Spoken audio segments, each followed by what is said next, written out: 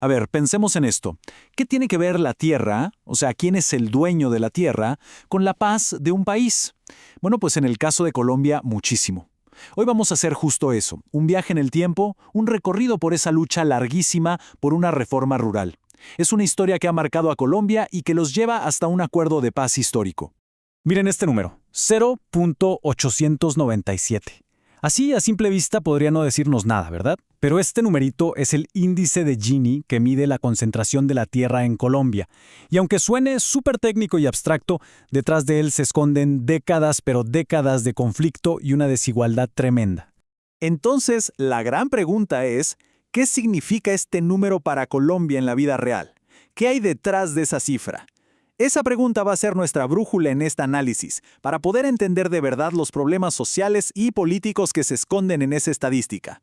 Así que, bueno, arranquemos. Ok, esta va a ser nuestra hoja de ruta. Primero, vamos a ver el problema de la tierra en sí. Luego, los primeros intentos de reforma. De ahí saltamos a la reforma clave del 94. Veremos cómo todo esto se conectó con la paz, nos meteremos de lleno en la reforma rural integral y al final veremos dónde estamos parados hoy en este capítulo que todavía no termina. Bien, empecemos por el principio. Para entender todo este rollo hay que ir a la raíz del conflicto, que no es otra que la desigualdad, una desigualdad profunda y que lleva muchísimo tiempo en cómo se reparte la tierra en Colombia. Fíjense bien en este mapa. Lo que es súper interesante aquí es que nos deja clarísimo que el problema de la concentración de la tierra no es algo de una que otra región, no, es un tema nacional. Esas manchas más oscuras que ven, ahí es donde la cosa se pone más crítica, donde la desigualdad es más fuerte. Prácticamente nos está dibujando la geografía del conflicto. Y si el mapa era diciente, esta gráfica lo pone en blanco y negro de una manera brutal. A ver, miren esto, el 1% de las fincas más grandes tiene el 80% de la tierra. 80%. ¿Y el resto? Pues el 99% de las fincas se tiene que repartir el pedacito que queda, apenas un 20%. Es que el desequilibrio es descomunal. Pero ojo, que el problema no es solo de quién es dueño de qué, es también de para qué se usa la tierra. Y esta tabla lo muestra perfecto. Piénsenlo así. Colombia tiene un potencial agrícola gigante, casi 22 millones de hectáreas buenas para sembrar. ¿Y cuántas usa? Apenas 5. Pero para la ganadería, que necesita unos 20 millones, se están usando 39 millones de hectáreas, o sea, casi el doble de lo que debería ser. Es una ineficiencia tremenda. Bueno, y todo esto que acabamos de ver, esta situación, no apareció de la noche a la mañana. Para nada. De hecho, Colombia lleva décadas intentando arreglarlo con leyes. Ahora vamos a ver un poco de esa historia legislativa.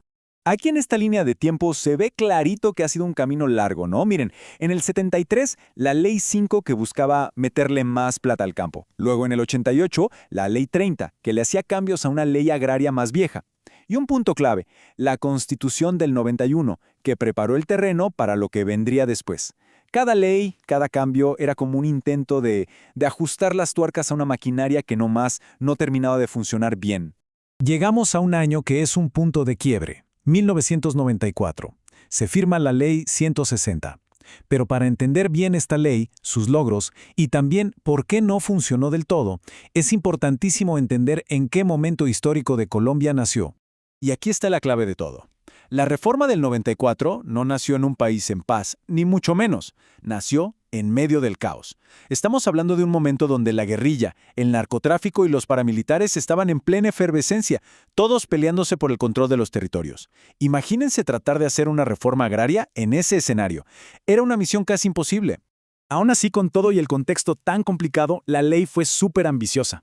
Creó todo un sistema nacional de reforma agraria. Definió algo llamado la Unidad Agrícola Familiar, o UAF, como el corazón de la economía campesina. Y atención con esto, creó las zonas de reserva campesina. Quédense con ese nombre, CRC, porque va a ser muy importante más adelante. Ok, ahora peguemos un brinco en el tiempo. Nos vamos al siglo XXI, a la presidencia de Juan Manuel Santos. Y aquí pasa algo fundamental. La reforma agraria ya no es solo un tema de desarrollo económico para el campo. No, se convierte en la pieza central, en la columna vertebral de todo el proceso de paz. Y es en ese contexto que nace la famosísima Reforma Rural Integral, la RRI. Y esto es clave, ¿eh? No es una ley cualquiera, no es un decreto más. Es ni más ni menos el punto 1 del acuerdo de paz con las FARC, el primerito, y su objetivo es gigante: transformar de raíz el campo colombiano partiendo de una idea muy simple pero muy poderosa. Sin justicia en el campo, la paz nunca va a ser de verdad, nunca va a ser duradera. Muy bien, pero ¿qué es exactamente la RRI? ¿De qué va? Vamos a meternos a desmenuzarla, a ver cuál es el plan, la arquitectura para construir ese nuevo campo colombiano del que tanto se habla. Básicamente, la RRI se para sobre tres patas, tres grandes pilares. El primero, y el más obvio, el acceso y uso de la tierra, o sea, crear un fondo de tierras y formalizar las propiedades. El segundo pilar son los PEDET, que son unos programas de desarrollo pensados específicamente para las zonas que más sufrieron el conflicto. Y el tercero son los planes nacionales, para llevar al campo todo lo que le falta: carreteras, hospitales, escuelas. Es, como ven, un ataque por tres frentes. Y para que nos hagamos una idea de la dimensión de esto, solo el primer pilar es gigantesco. La meta es crear un fondo de tierras para repartir, ojo, 3 millones de hectáreas. Y repartirlas gratis, en un plazo de 12 años. Luego, para el tema de la formalización, el acuerdo puso una fecha límite: 7 años para tener listo un catastro rural. ¿Qué es eso? Pues básicamente es un mapa súper detallado para saber de una vez por todas y con papeles de quién es cada pedazo de tierra en Colombia. Algo que parece básico, pero que nunca se ha tenido claro. Y la visión a largo plazo es todavía más ambiciosa. Se habló de una fase de 15 años para lograr dos cosas enormes. Primero, erradicar la pobreza extrema en el campo. Y segundo, reducir la pobreza rural general a la mitad. El objetivo final: empezar a cerrar esa brecha histórica, ese abismo que siempre ha existido entre la ciudad y el campo. Ok, hasta aquí todo suena muy bien, ¿no? Ese es el plan, esa es la gran promesa de la RRI. Pero, como bien sabemos, del dicho al hecho hay mucho trecho. Una cosa es lo que está en el papel y otra muy diferente es hacerlo realidad. Y ese es el capítulo que se está escribiendo justo ahora, en este momento. Y la realidad, según señalan las fuentes, es que la cosa ha ido lenta. La implementación se ha topado con muchos obstáculos. Por ejemplo, se menciona que en el periodo presidencial de 2018 a 2022, el despliegue de la reforma no avanzó lo suficiente. Y esto nos deja una lección clara: no basta con tener una buena ley. Sin voluntad política, el papel no se convierte en realidad. Y para entender de verdad lo que está en juego, esta cita del profesor Medina Gallegos es perfecta.